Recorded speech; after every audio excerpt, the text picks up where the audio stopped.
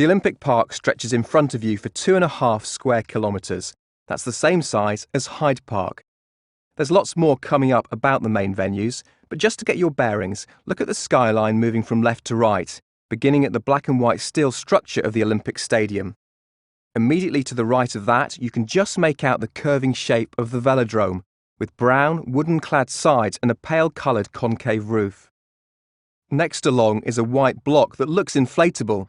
This is the basketball arena, a temporary structure that reflects sunlight in daytime and at night will glow from lighting inside.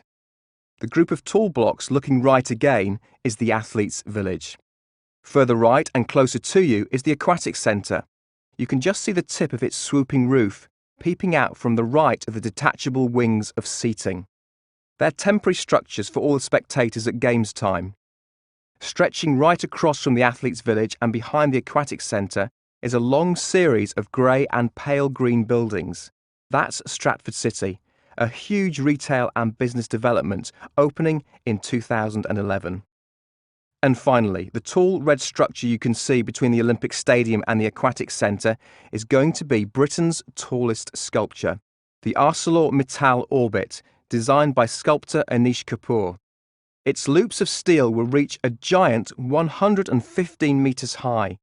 And at games time and beyond, visitors will be able to get right to the top, with spectacular views of the park and across London.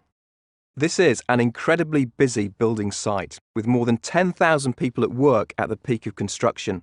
You can see something of its road system, in constant use by machinery, and even a bus service to transport workers from venue to venue. Every minute, up to 5 deliveries of materials or equipment arrive here, and more than half of them have been coming to the site by rail, and some by water too. A huge amount of the site was polluted by waste left behind by industries like textile printing, soapworks and chemical plants that moved here out of central London in the 19th century on the grounds of public health. Before even the first foundation could be laid, the Olympic Delivery Authority had to clean a massive 1.5 million cubic metres of the ground with huge soil washing machines before it could be reused on the site.